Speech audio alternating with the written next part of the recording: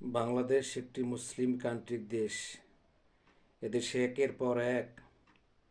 শাসিত হচ্ছে, অনেক শাসক আসতেছে, পরিবর্তন ঘটতেছে। এ ব্যাপারে হাদিস শরীফের মধ্যে বলা হয়েছে, মেসকাতুল মাসাবির মধ্যে বর্ণনা করেন আন ইউনুস ইবনে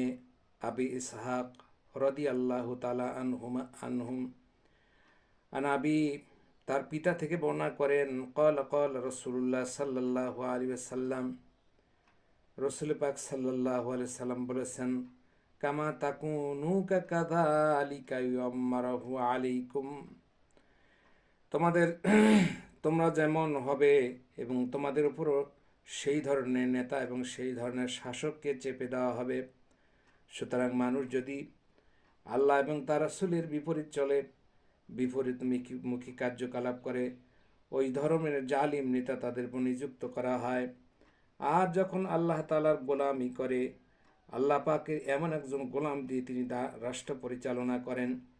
এ ব্যাপারে হাদিস শরীফের মধ্যে আরও উল্লেখ করা হয়েছে, আনাবি হুরায়রা রাদিয়াল্লাহু তাআলা আন্নাহু ক্বাল ক্বাল রাসূলুল্লাহ সাল্লাল্লাহু আলাইহি সাল্লাম, ইজা কানা ওমারু ইউকুম খিয়ারাকুম ওয়া আগনিয়াকুম সামাহানুকুম ওয়া আমুরুকুম শুরা বাইনাকুম ফাজারুম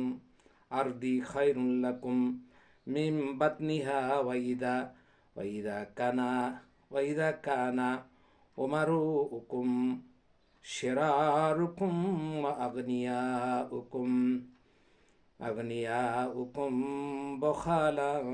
বখালাউকুম